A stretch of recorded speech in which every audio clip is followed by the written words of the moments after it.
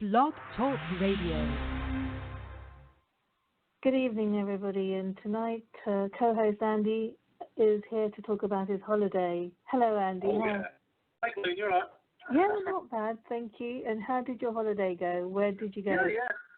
Oh, well, I didn't go anywhere, actually. I had a lot of housework, lots of stuff to sort out at home, basically. A lot of non-exciting things. But no, I wanted to go to the mum and dad for a bit. And I saw Amanda's family and partner and did lots of podcasting and did lots of writing. So I had a productive 2 weeks off. Two questions. The first one is, do you get writer's block? It's more, what I tend to find is that if I'm getting a stage and I'm getting a writer's block, I usually go and do another project. I've always got lots of podcasts I need to edit. And when I've got that, if that's all done, I go and do some music. That's why, so I can always get something on my keyboard. So that way, I do that until the block drops. So, right. So I've always been creative for something or another. How about you, Colleen? Let me Hello? Hi, Colleen. Let me ask you that question in reverse then. Do you ever get writer's block yourself? Yeah, that's why I don't really write so much. Over the years, since 2006, I can only write when, I've got so many good ideas in my head and I have to put them down on paper. And that's what happened in 2006. And I brought out those poetry books, and I've still got them on the site where I'd first published it. But they're just private reading now, and then you've got a copy. And when I read them again, I think, yes, exactly. I had those ideas then, and that's how it was supposed to be. But over the years, I write when I really have an idea in my head, but I can't just write. I can't write every day, and I can't just come up with things. It's got to be that moment, like with art. I've got to be in the mood to paint. Yeah, completely agree with you. But as in my case, that's why I remember that sort of stage. Because obviously I work full time, my writing day is usually something. So when I'm at home, the week, I'm usually watching podcasts and bits and pieces at home, so I don't always get time to sit down and write. So I know what you mean there. Sometimes you just try to get time to sit down and write, but you don't get time in your life, isn't it? This question follows on from the first. What advice would you give to somebody who wants to be a poet? Oh, right, yeah, okay. Best way I always say about a poet is live your life, basically. Because I'm always a firm believer with poetry. You write what you see, and you don't want to be stuck in the house all the time trying to think of ideas. Because a lot of poems I do, well, at least part of it is wrote when I'm travelling around. Because I've got to travel to get to my job every day, I'm usually on the train and the bus journey. So I can often be inspired by the environments around me. And that tends to get me writing a lot of the time. And then also we'll say to people is go and watch other poets read the work and get the feel of how they write, where they talk about it, say the work. Yeah, I think that's a very good idea, because it inspires you, doesn't it, to write your own as well. Right. Yeah, it does. It does, because when I first took Amanda, the partner, down to an open mic night at the Cold Run now in Stretford, Amanda had wrote poetry. She didn't write lots of it, but she got inspired by a poet there she met the second time she was there, who had just lost her grandmother. Because Amanda lost her dad around by that point she did. And it made her realise how you can write about things like grief without holding back a bit sometimes and making it twice as powerful. Simply because we're watching somebody else. Right. The other question I wanted to ask you is, because I go to events when I can, and sometimes they are related to things that I need to go and hear. And one of the questions I asked the panel was, this is based on the Desert Island Disc, Radio 4's Desert Island Disc, I think Sue Lawley. And I said to them, if you were stranded on a desert island, what one thing would you take with you and why? Oh, that's a good question. That is a very good question. Oh, I'd probably be honest with you. I can name two things. I couldn't ask one because it would have to be a pen and paper, of course. But I also know I've been lost without my iPod as well because I've got like a 32 gig iPod and I've got crammed full of music and poetry. So I've been lost without both of them. Well, that's such a good question. That's a really good answer to the question. Yeah, it's horrible question that one because I would hate it because I get bored either way. Really? Are you someone who gets bored easily? Yeah, I am because I've never been a person to sit down and watch TV. I never have been since I was a child, really.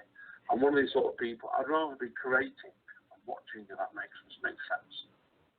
I think the thing with London, though, is that people are so used to just getting home and just sitting and, just chilling out that I think the television is really important to them. But whereas, like, in the countryside, you have to go out and, and do things. And I remember, like, shops would close at 3 o'clock. So I had to make sure that if I wanted something, I had to I had to have it in my mind to have those things, because if by the time you get there and you've forgotten what you wanted, it'll be too late for you to come back because the shops close at 3. And completely. What's spoiled in big cities like that? And sometimes they don't even open, or they close, earlier than what they're supposed to do. So. Oh yeah, it's a completely different way of life. Anybody who's listening, obviously, tonight, they'd understand, like, it's city life and country life is completely different. City life is like, you think you're really like, I know what London's like, certainly. Manchester's gone a lot more like London in the past 10 years. Right. But up to about 10 years ago, a lot of the shops used to shut dead on 5 o'clock, say 6 o'clock at the latest. Nowadays, you get more and more shops. Like, we've got, say 20 years ago, we had a massive shopping complex open called the Trafford Centre. And that's open till 10 o'clock every night, all the main shops are. Right. So, like, society has changed a lot. Like, it's part of the Americanization, really. Yeah.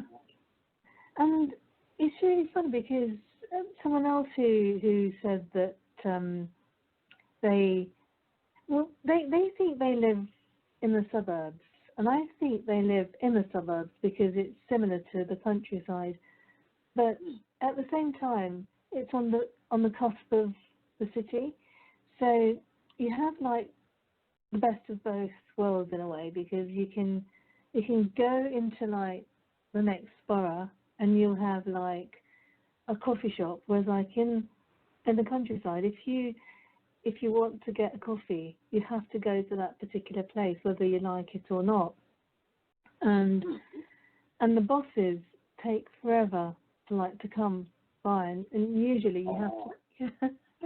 Yeah, completely. I know when I was when I was first talk, I did a tour with a band actually. We went over to Bantry over in Southern Ireland, and I always remember that because where my friends lived out there, they had like 2 buses a week.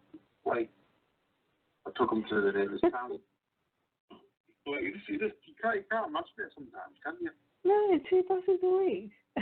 Yeah, 2 buses a week, yeah. You have you have to be, not go to the nearest town, which was, I'd say, about, 10, 15 miles away. You ended up, you get the bus at 10 o'clock in the morning, or you drove, and then you came back in at 2:30 in the afternoon. Or if you missed that, you'd end up later having to get a taxi back up. That cost you, about €15. So you can only go out twice a week then? Yeah, unless you drove.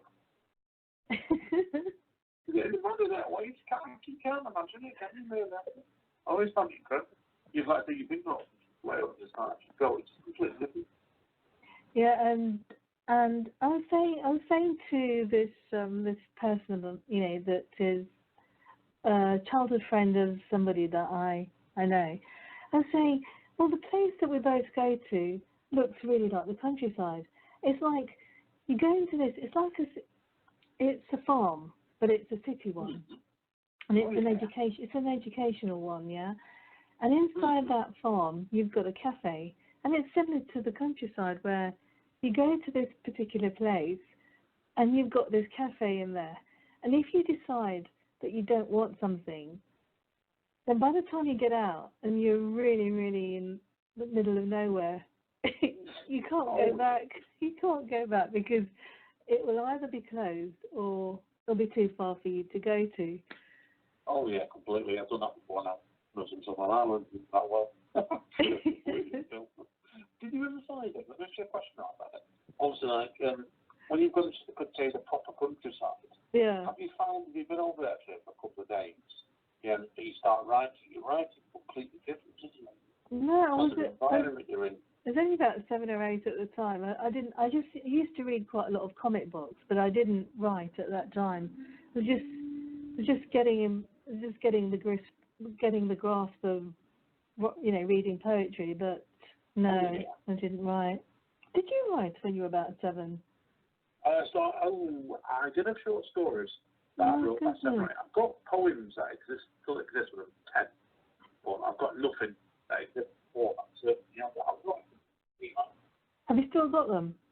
I've got the 10-year-old poem, yeah. Did I ever tell you about attention?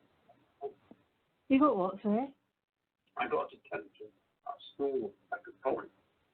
Did you? Yeah, and because I wrote the ending point to the zoo, which is just out of the outskirts of Manchester, when I was about 11. And when we came back, we got told we had to write a poem about going to the zoo. And I went and wrote a poem about one of the lions breaking out the cage and eating one of the teachers. You got detention for that? Yes. You know why? No, but the thing with people in London is they're so keen on just watching TV that they don't get bored. I don't know how. And if you ask them what they did the night before, where did they go on holiday, they don't want to tell you, and it's really strange. Because, like me and you, I just say to you, well, how did your holiday go? You'd be going, well, I didn't do anything, but I did this, and I did a bit of writing, and we did that. So we went there, and, we had to look after my, Lander's dad. Yeah, because that was on the night. Yeah, well, we've got nice seconds for you, haven't we? Exactly. Yeah, have you got much on this week? Have you rest of the week? Yeah, I've got this, this book, I've just got this formatting to do, and it's so difficult. It's really difficult, Yeah. No, I can relate to that.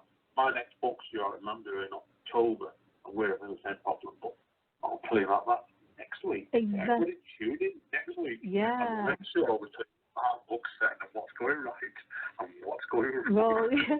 Well, we'll see you next week then, from Andy and myself. Good night, and please join us then.